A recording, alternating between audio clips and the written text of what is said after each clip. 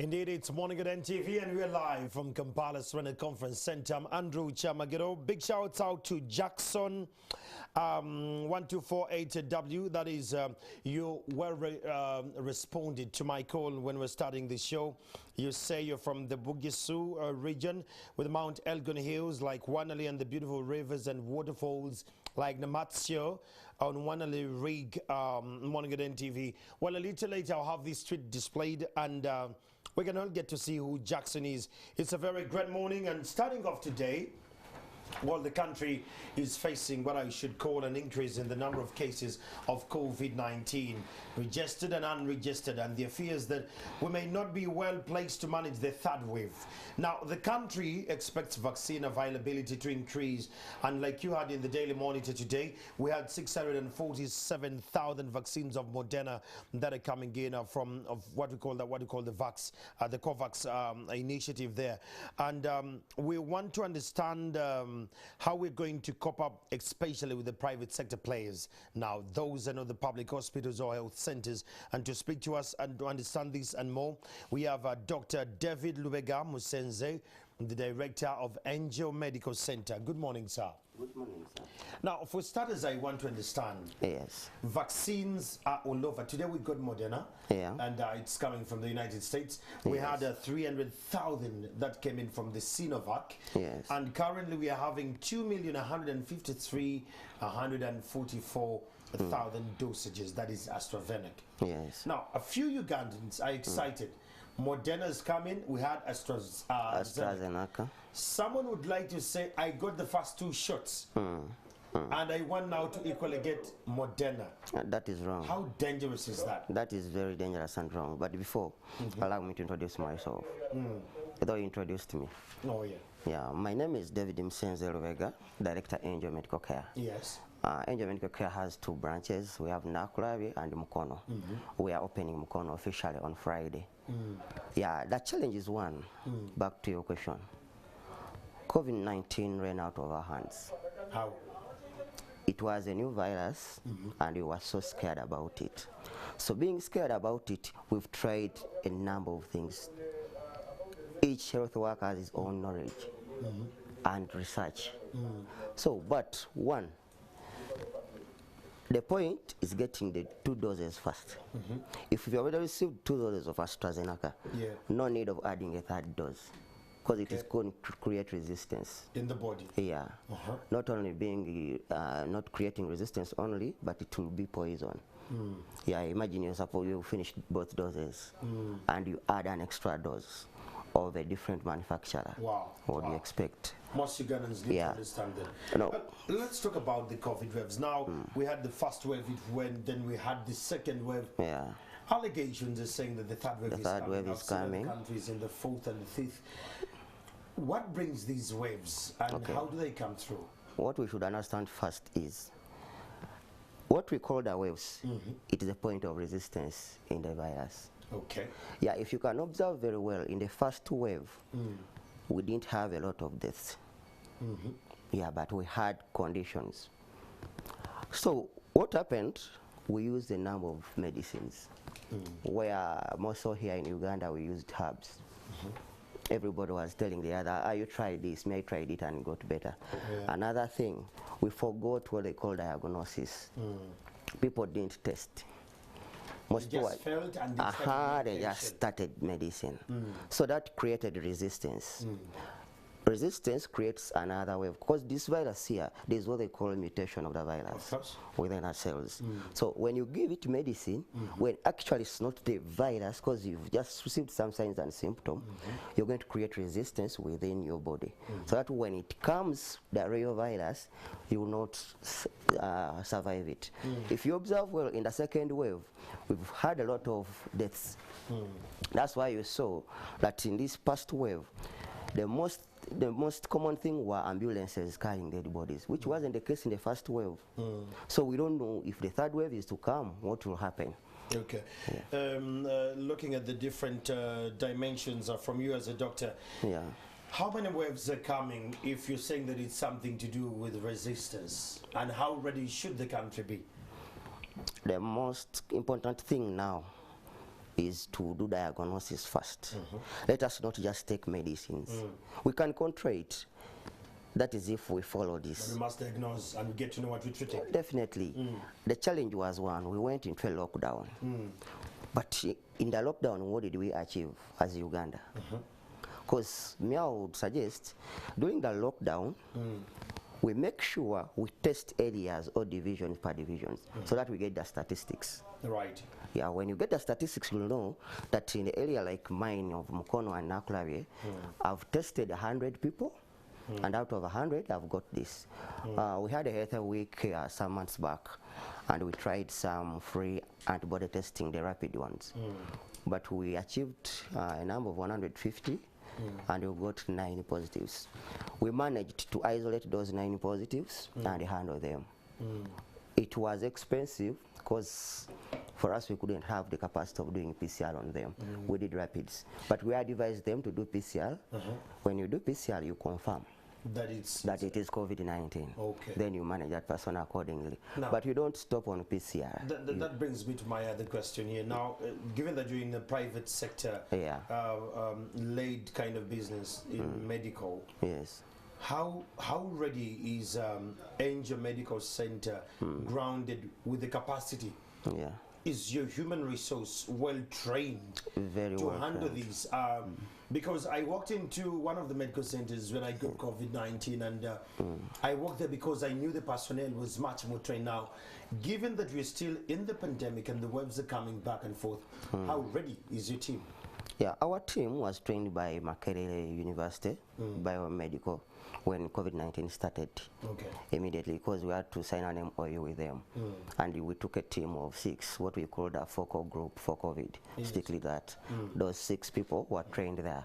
Okay. So since we are not yet opened Mukono, we are just going to pick, divide by 2 of the 6, we put the 3 there aside. Okay. Another thing, after that we went into research, because our clinic, most people used to see it as a COVID clinic, though we do other services. But the challenge was that within Nakulabye, it's among the first clinics that started testing for COVID-19. So most people in the community were calling it a COVID clinic. Yes. It forced us to get more knowledge about COVID-19. Research. Yeah. After research, we had to prepare ourselves enough, because we have standby ambulances for both facilities. Our wards are prepared. At least each bed has oxygen. Okay. Yeah. Now that brings me to the vaccination bit. Now that the vaccination is here, Moderna, 647,000 dosages are coming in. We already had the Sinovac and AstraZeneca. Should people put their guard down because they have the vaccination? Does the vaccination take away the COVID scare and all?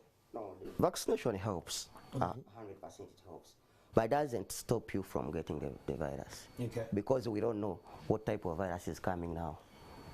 You vaccinate and even follow the SOPs. It helps you to be, you're safer than somebody who has not taken the vaccine. Yeah, it's better when you're vaccinated. The way to treat you is not the same way to treat somebody who has not vaccinated. Now, excellent. That is a great conversation. I think Mr. Musenze here amplifies the conversation I've been telling you, that being vaccinated, it's not a divine drop of you know, of you can go around without wearing your mask or sanitizing and washing your hands. We need to stay within the confines of the health guidelines. Now, Mr. Musenze, when the second wave came, testing was expensive, treatment was, it was crazy, it was insane. Testing was a bit cheap, but management. Now, when we get to this, given that now your medical center is handling COVID-19 and the others, we need to know, how affordable is the treatment there? And how affordability on COVID-19 should not be standard. Okay. One challenge. When the second wave came, as I told you, people were so scared about it. Most people went and bought oxygen cylinders and kept them home. In fact, some one MP here who put 3 of them at all. Imagine some made some mini wards in their homes. They wanted to avoid the costs of ICU, which was wrong. Because you as another person who is not a medical personnel, you cannot know what to do. Instead, you're creating it more at home. So what still we insist on is one, government should help us reduce on the cost of the things, the rates at which they come at. Because if the prices went high and the government didn't sit in to help people reduce, let's say, the taxes so that we can afford interest of oxygen cylinders and concentrators. 3, management of COVID-19 is not, it is expensive when you don't know what you're going to do. Because we prefer... Expensive when you don't know what you're going to do. Yes. Nice. Because you force yourself to buy things that are not necessary. Okay. Yeah. The best thing to handle it is one. COVID-19 as the virus does not finish away everything once. It causes other issues. Yeah. Yeah, where we need to do some tests like D-dimers, complete blood count, because we need to see what has it affected in your body. Yeah. When you get that, you'll find management easier. Okay. And that drugs. Because you're informed. Yeah. Nice. Yes. So let's talk about someone taking a COVID-19 jab, the first jab, and we're told that the first 14 days after your jab, your immunity goes low. Yes. Now, in the first 5 days when the immunity is low, this person gets COVID-19 and is now positive. Does he have to wait after the 3 months again and go and take the other jab, or you just That go on takes management? us back to the first thing that I told you. Yeah. With Angel Medical Care, we insist on diagnosis. You need to know. Yes, before we conclude. The challenge came that when COVID-19 came in, people forgot about other conditions. Oh, yeah. So when you forget about other conditions, you'll find yourself that you're feeling signs after the jab which are caused by your body system. It's But trying not, to... yes, but not the virus. Remember, this jab you get, it is a foreign body, of course. So the system has to react. to react. In reaction, you have to go to a qualified health personnel, seek advice, then you see what to do. You might think that it is COVID-19 when it's not that problem. Because in the first 14 days, that person, when you do an antigen test, an antibody test, it will react. Because this vaccine here you got Took the immunity low. yes. But if you don't follow it and you just rush, somebody does an antibody and tells you, you have COVID, start medication, it's wrong. That's wrong. Yeah, you need to get advice from a health worker. And another thing, some clients hide us information. Yeah. Because there is a lot of stigma about COVID-19 in the community. Are you aware of that? Yes, I know, but when you're going to a doctor, you should not hide. Yes, because you need service. Services. Yes, and you need a doctor to solve your problem. So when you hide, how will you get it? You won't be helped. Yes. So how best do you advise the public to cope up with life after COVID-19? Me, I was baby stepped into it when I got my COVID-19, and the treatment I went through, the doctors were very intentional about it and how they trained my wife and all. But how best, I'm imagining I'm staying alone, and I don't have a wife, and I got COVID-19. I get the treatment from Angel Medical Center. But how do I cope up back with the public life? Okay. Well, the first thing is one, follow the instructions we give you first. Okay. And you should not fear to open up, because if you don't open up, you're affecting other people. Just be free, tell your friends who come to visit you, like you're in a single home. I've just finished my treatment of COVID. I need to first go see a doctor to confirm. Yeah. Just be open. Okay. Because if you don't, you're affecting more. Oh, yeah. You're becoming contagious. Yes. Well, this is a conversation we're having about COVID-19 with Dr. David Musenze from Angel Medical Center. They're found in Mukono. They're opening up this week, and they already have a clinic that is well equipped in Nankulabi. They handle COVID-19 beyond leaps and bounds. But one thing he has actually said why COVID-19 treatment is very expensive, some medical centers buy things they don't need for that. Dr. Musenze, as we're finalizing this conversation, what could be your last words to Ugandans watching you today as we're still in the wave of COVID-19? Okay. What I can tell Ugandans is one, let us forget other conditions, health conditions. Let us not concentrate on COVID-19 only. These other conditions are there and they are still in existence. That's why we decided last time we did the free antigen testing in Nakulabye, Mukono, we are giving free HIV and hepatitis, because we see many people are forgetting about it. And this will worsen, because when you forget about these other conditions, you might think anything that you faces your life, it is COVID. Oh, yes. Yeah, yet you worsen the body with the toxins. Oh, they would be called drugs according to what you will be feeling.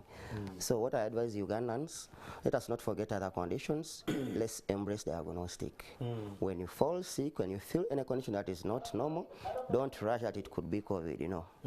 See a physician, see a doctor, share that information. Yes. Well, there you have it. That is Dr. David Musenze. If you want to follow them, just look them up on digital platforms, Angel Medical Center, and make sure that you give them a buzz and get to know how best you can cope up with COVID-19. Now I'm joined by my colleague Stephen Ariong in Moroto District. Stephen, I understand there are wrangles in your district among the leaders. What is the latest from your region in Moroto?